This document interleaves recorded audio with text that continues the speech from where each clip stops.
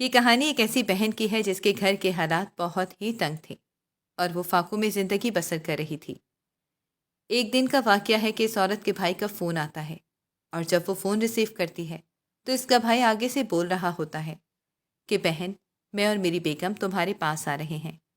کافی دنوں سے تمہاری خیریت دریافت نہیں ہوئی تو میں آج چاہ رہا ہوں کہ تمہارے پاس آ جاؤں اور چند گھنٹے تمہارے ساتھ گزاروں۔ بہن یہ سب سن کر بہت پریشان ہو گئی کیونکہ گھر میں اس کے پاس بھائی کی خدمت کرنے کے لیے کھانے پینے کے لیے کچھ بھی نہیں تھا۔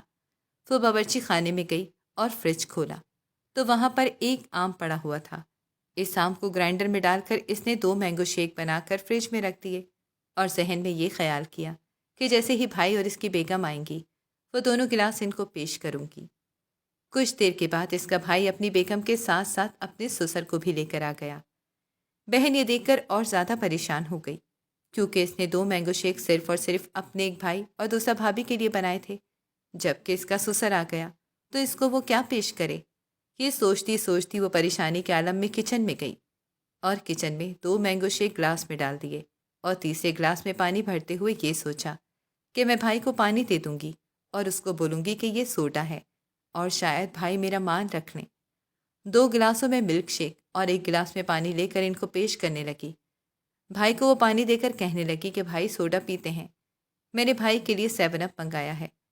اس کا بھائی جیسے ہی گلاس سے منہ لگاتا ہے تو اس کو ذائقہ معلوم ہوتا ہے اور وہ سمجھ جاتا ہے کہ میری بہن کے پاس شاید کچھ نہیں ہے، اس لیے اس نے مجھے پانی پیش کیا ہے، اور وہ خاموشی سے گھونٹ گھونٹ کر کے پانی پیتا رہا۔ اس کا سسر یہ دیکھ کر بولتا ہے، مجھے شوگر ہے بیٹا، آپ یہ مینگو شیک پی لو اور 7 اپ مجھے دے دو۔ یہ سن کر بہن اور بھائی بہت پریشان ہو جاتے ہیں اور بہن سوچتی ہے کہ اب تو میرا راز فاش ہو کر ہی رہے گا۔ بہت ہی شائستگی سے اس کا بھائی اپنے سسر سے کہتا ہے، یہ گلاس جھوٹا ہو گیا ہے، اس لیے میں آپ کے لیے کچن سے دوسرے گلاس میں 7 اپ بھر کر لاتا ہوں۔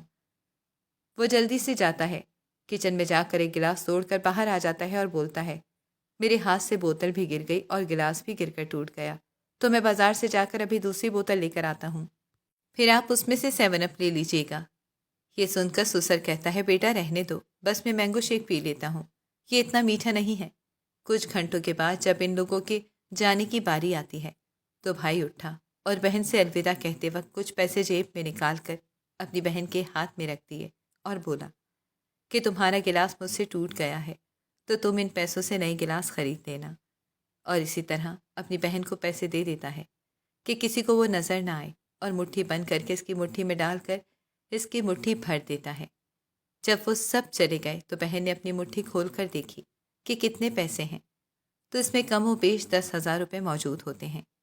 وہ سمجھ جاتی ہے کہ میرے بھائی میرے حالات کا معاملہ سمجھ گیا ہے، اس لیے انہوں نے مجھے یہ پیسے دیے ہیں۔ یہ پیغام ان بھائیوں کے لیے جو اپنی بہنوں کے پاس جاتے ہیں، کبھی بہن کے پاس خالی ہاتھ مت جایا کریں۔ ہو سکتا ہے کہ وہ کسی مشکل سے زندگی گزار رہی ہوں۔ اپنی بہنوں کا خیال رکھیں کیونکہ یہ باپ کے مرنے کے بعد آپ کے آسرے پر ہوتی ہیں اور آپ کہیں انتظار کر رہی ہوتی ہیں۔ اپنی بہنوں کو تنہا مت چھوڑیے، ان کی مدد کیا کریں کیونکہ بہنوں کی دعاؤں سے آپ کو دنیا اور آخرت کا سکون ملے گا جو شاید آپ سوچ نہیں سکتے۔